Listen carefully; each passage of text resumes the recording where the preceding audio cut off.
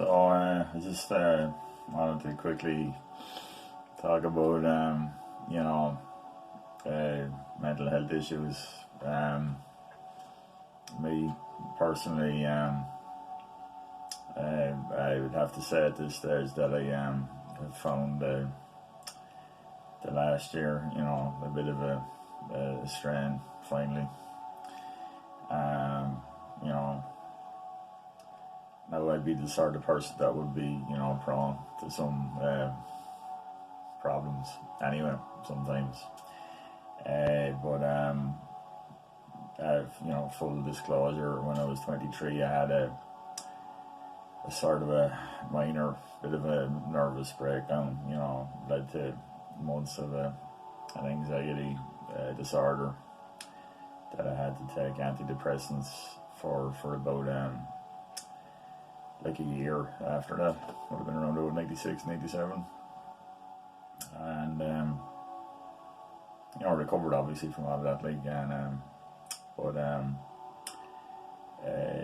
you kind of you take a few kind of mental dents and fender bender type injuries in an experience like that on a small handful of occasions over the last 26, 27 years that I've had to take antidepressants a couple of times, subsequently, dealing with issues with insomnia and stuff occasionally, but nothing too intense. But another tiny little hangover from that experience was I don't get panic attacks anymore personally. I don't think I'm even physically capable of it anymore. But what does happen to me, and certainly when I have to endure flying, is I hyperventilate almost uncontrollably, or what it feels uncontrollably. Clearly, I've never died from the experience, despite having flown lots of places. So, thoroughly unpleasant, frankly, and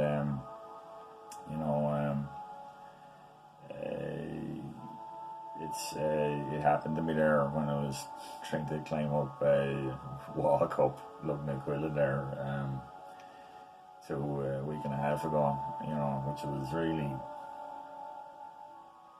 very disappointing and a bit dismaying, if I'm being honest, because it's actually put the layer of difficulty and completely pointless additional hardship on undertaking what should be, assuming I'm still in Ireland, what should be a very enjoyable experience with the lads,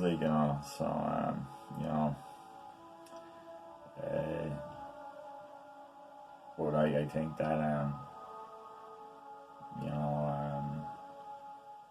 just like making yourself busy with work constantly and taking on tons and tons of extra responsibility and just doing it month after month after month after month after month, and just putting yourself under that kind of constant pressure, I think, has possibly made me a bit vulnerable to this. What's to be done about that? I don't really know, to be honest with you. The way I started viewing it was just to kind of think that my brain is a kind of a permanently sprained ankle in effect, and I just have to limp along with it. Another way of whistling past the graveyard, I figured to maybe frame it, was to think that there's an extra layer of awesome deadliness to when I do these trips, or something like the Four Peaks thing that we're going to do, hopefully. And even if I was feeling bad doing it, to knock it out at the end would be really feathering my cap. It is kind of whistling past the graveyard, frankly, because it's a layer of unpleasantness to the experience that I really could do without. But I suspect strongly that this is something that I'm going to be stuck with for a while. I was trying to think about what rational responses, for people around you would be, because looking at someone who looks like they're joking to that in front of you, even though there's nothing physically wrong with them, really, is probably quite unpleasant for other people, you know. I'm starting to come around to the way of thinking that maybe the best response would be mockery, actually, because it might kind of snap you out of it a bit. I don't think sympathy is, or maybe I have a stupid attitude towards others, but yeah, I'm going to make myself go up Lugnaquilla on my own anyway, hopefully within the next few days. It's even sitting here talking about this, it just seems so unutterably silly that it just defies description, frankly. But unfortunately,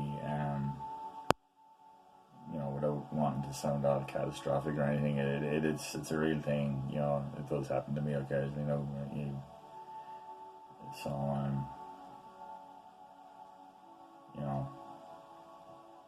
all you can really do is mow through, I suppose. You know, the thoughts of the upcoming trip to Hong Kong, frankly, is when I should be just looking forward to the profoundly great experience I'm going to have going over there. Like, morbidly contemplating the actual journey is, you know, unfortunately occupying a lot of my thoughts about the trip. You know, so which is just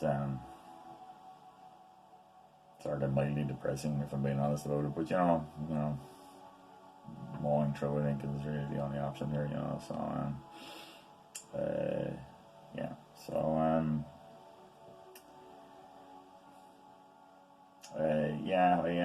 I guess really I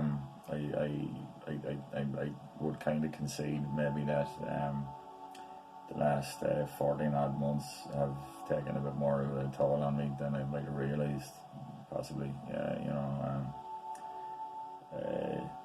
probably no different than anyone else in that regard. And unfortunately, if you've got a sort of internal circuitry that's been squashed and pressed by the experience of an anxiety disorder in the past, you might be a little bit more susceptible or vulnerable to this kind of thing. It's entirely possible. So yeah, you know, I don't have any magic wand to fix any of this stuff. All the blindingly obvious stuff that you're supposed to do still applies, you know. Look after your basic health, get plenty of exercise, prioritise sleep, you know. Try and have work configured and planned for and scheduled in a manner where it doesn't put you constantly, you know, under like severe pressure and constantly preoccupying you, where you never really switch off, like, you know, because that's kind of the way things are with me. I'm sure it's the same with most people, if I'm being honest, but yeah, so you know, very you know, it's been a pretty draining few months. There's a bit of a sting in the tail of it there as well now through April, you know, it didn't help at all. So try and get out and enjoy a round of golf tomorrow and make that a bit of a start for something a bit more positive, I suppose. And just you know, start just recircuiting, you know, mindset and outlook a little bit, hopefully. I have Rhubarb by FX Twin playing here in the background on loop, because it's just the best stuff to listen to when you're doing your second job. Or is it the third job? I'm not sure what I even consider it anymore, but so yeah. Anyway, that's you know, I have misgivings about uploading this one, you know, to the channel. You know, maybe it's not the kind of thing you should be doing, but to be honest with you, I don't really have any great hang-ups about talking about stuff like this. I'm not, I don't feel it's stigmatizing in any way at all. You know, it's just really just a pain in the hole, to be perfectly honest with you. And yeah, so that's pretty much that. See you in the next one.